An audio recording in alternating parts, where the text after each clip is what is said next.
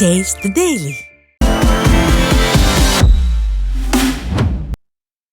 திருப்பத்தூர் மாவட்டம் ஆம்பூர் அரசு மருத்துவமனையில் தவறான சிகிச்சையால் தாய் உயிரிழந்ததாக குற்றம் சாட்டப்பட்ட நிலையில் குழந்தையும் உயிரிழந்தது. மாங்குப்பம் பகுதியைச் சேர்ந்த துர்காதேவிக்கு குழந்தை பிறந்த நிலையில் இரத்தப்போக்கு நிற்காததால் திருப்பத்தூர், தர்மபுரி, சேலம் அரசு மருத்துவமனைகளுக்கு அடுத்தடுத்து கொண்டு செல்லப்பட்ட நிலையில் சிகிச்சை பலனின்றி உயிரிழந்தார்.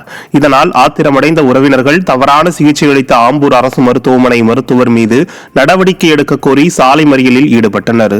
இதனிடையே 8 மணி நேரத்தில் துர்காதேவியின் குழந்தையும் பரிதாபமாக உயிரிழந்தது. திமுக அமைச்சர் மா சுப்பிரமணியனின் நிர்வாகத்தின் கீழ் சுகாதாரத்துறை சீரழிந்து விட்டதாக மக்கள் குற்றம் சாட்டுகின்றனர். கடலூர் மாவட்டம் வெய்யலூர் கிராமத்தில் சேதமடைந்த சாலைகளில் மழைநீர் தேங்கியதால் அப்பகுதி மக்கள் கடும் அவதிக்குள்ளாகினர். கிராமத்தின் முகப்பு, கிழக்கு தெரு மற்றும் கிராமத்தின் சாவடி தெரு பகுதியில் மழைநீர் தேங்கி சாலைகள் கடுமையாக பாதிப்படைந்துள்ளதாகவும், மேலும் இதுகுறித்து திறனற்ற ஸ்டாலின் அரசின் வட்டார வளர்ச்சி அதிகாரிகளிடம் பலமுறை புகார் அளித்தும் நடவடிக்கை எடுக்கவில்லை என அப்பகுதி மக்கள் குற்றம் சாட்டிய நிலையில் தரமான சாலைகள் அமைத்து தர வேண்டும் என வேதனையோடு கோரிக்கை வைத்துள்ளனர். தர்மபுரி மாவட்டம் வெதரம்பட்டி அரசு நடுநிலைப் பள்ளியில் பாலடைந்து கிடக்கும் வகுப்பறை கட்டிடங்களை இடித்துவிட்டு புதிய கட்டிடம் கட்டித்தர வலியுறுத்தி மாணவர்கள் போராட்டத்தில் ஈடுபட்டனர். இந்த பள்ளியில் 5ஆம் வகுப்பு வரை இயங்கும் வகுப்பறை கட்டிடத்தில் கம்பிகள் வெளியே தெரியும் வகையில் ஆங்காங்கே கான்கிரீட் பெயர்ந்துள்ளதோடு மழைநீர் கசிந்து தேங்கியுள்ளது. இதனால் கட்டடம் இடிந்து விழுமோ என்ற அச்சத்தில் அந்த வகுப்பறையில் மாணவர்கள் அமர்வதில்லை என்று கூறப்படுகிறது. பாலடைந்த இந்த கட்டிடத்தை இடித்துவிட்டு புதிய கட்டிடம் கட்டித்தர வேண்டும் என வலியுறுத்தி மாணவர்கள் வகுப்புகளை புறக்கணித்து போராட்டத்தில் ஈடுபட்டனர். மாணவர்கள் கூட போராட்டம் நடத்தும் நிலையில்தான் ஸ்டாலின் ஆட்சி செய்வதாக பெற்றோர்கள் குற்றம் சாட்டுகின்றனர்.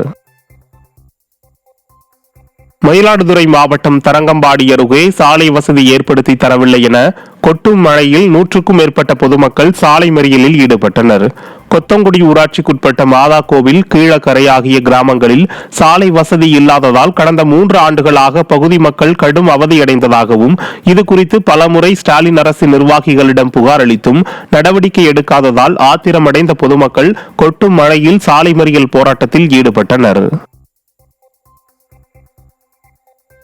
விருதுநகர் மாவட்டம் ராஜபாளையத்தில் அதிகாரிகளின் அலட்சியத்தால் சாலையில் செல்ல முடியாமல் மக்கள் அவதியடைந்தனர். 10வது வார்டு பகுதியில் பழைய சாலையை அகற்றாமல் அதன் மேலே புதிய சாலை போடுவதற்கு ஜல்லி கொட்டியதால் மக்கள் சாலையில் செல்ல முடியாமல் பாதிப்படைந்த நிலையில் திமுக கவுன்சிலர் மாலா மற்றும் நகராட்சி அதிகாரிகள் தான் இதற்கு முழு காரணம் என அப்பகுதி மக்கள் குற்றம் சாட்டுகின்றனர்.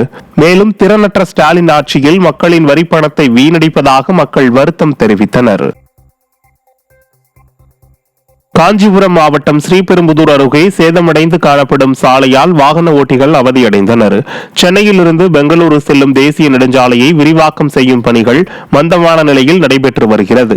இதனால் மாம்பாக்கம் பகுதியில் மேம்பாலம் கட்டும் இடத்திற்கு அருகே சர்வீஸ் சாலை போடப்பட்டு அதில் வாகனங்கள் சென்று வந்தன.